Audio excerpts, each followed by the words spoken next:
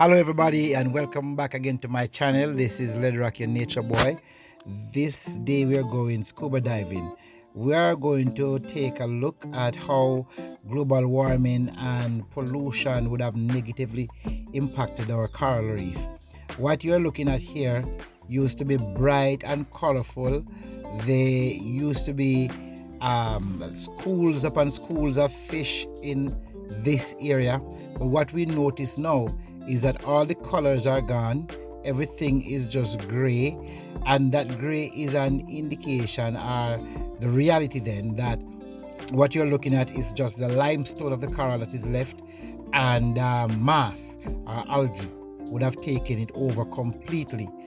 This is also not good, because when this happened, even if the coral reef tried to make a comeback from what the warming up of the water would have cost it, it can't, because the entire area is covered with moss.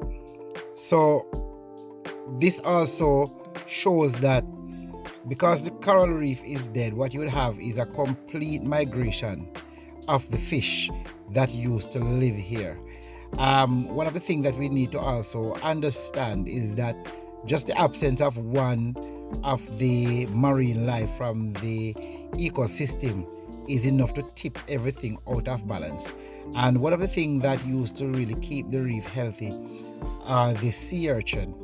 But in the mid 80s and also mid 90s, we noticed that the sea urchin, they were dying, large amount of them die. You just go out there, you see the spike fall off them, and the skeletal remain would have left.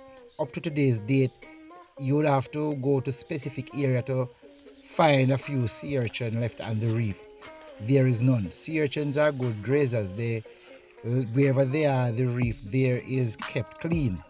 And because of the absence of the sea urchin, you don't have them anymore either.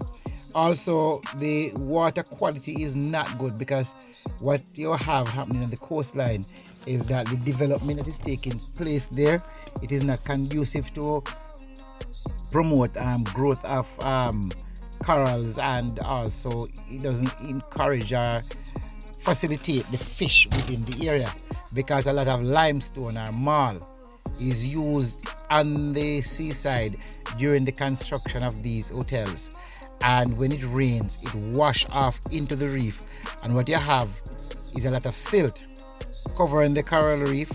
That is not good, and the fish also, it have a negative impact on them, so they will leave the area for deeper waters. So sometimes we don't find the parrotfish on the reef where we should normally find them, but when you go scuba diving in some areas that is deep, probably 110 feet of water, you'll find a good showing of the fish within that area. And some of the coral reef that can tolerate that depth and that pressure and everything at that depth, you will see some of them flourish in those areas, in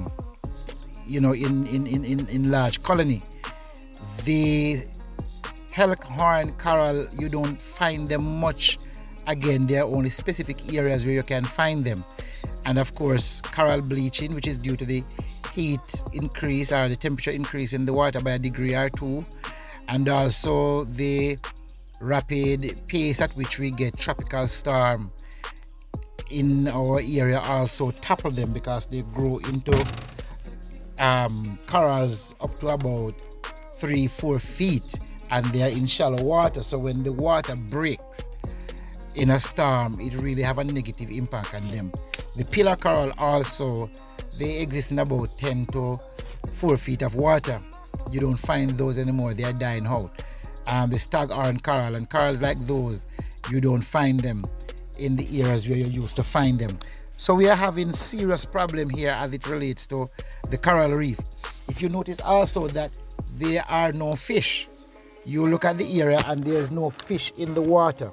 As far as I want to wave my camera to the left or to the right, or point it in a little distance away from me, trying to see if I can see anything, there are no fish, because the reef is like a city that is bombed out, and all the residents of that town or that city would have left because all the buildings are bombed.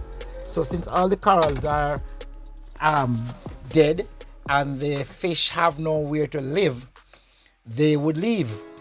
When you look also, pollution is a problem because when you go in town, and I'm doing these videos just to make people aware of what is happening, and so they too can take their own responsibility to protect the environment and protect what we have, because it is important that our ecosystem remain balanced, because tourism also depend on it. The fisher folks depend on it, and you who love your seafood depend on having an healthy environment on the reef. So when you go, for example, when you walk into Charles Garden Market, there are a lot of open manhole and stuff like that. And then to make that matter even worse, you have people just eat and they just dump what they have at their foot. No civic pride. And then as soon as it rains, all of that enter down into the drain, into the gullies, and right into Montego Bay Harbor. And then the current and the wind take it out at sea. So you'll notice sometimes you are diving and you get into an area, a lot of plastic bottles and so on. We are trying our best as the nature boys to take care of our environment, so we remove them sometimes from the areas where we fish. But as soon as it rains, it keeps coming back. It is something to say that we can't blame government for everything, because we as local citizens, we need to take responsibilities. When you look at the coastal development, also some hotels and guest houses and even private homes still drain their pool.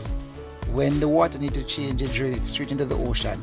But that pool is treated over the year with chlorine and pool acid.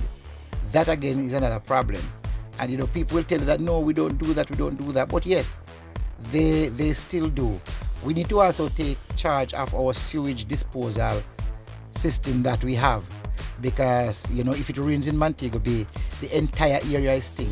Where all of that water end up right into the drain, into the gully, and then right into our water. So let us protect our environment. Let us be responsible. Let us be friendly to the environment. Let us keep what we have, because initially that is what's going to keep us going.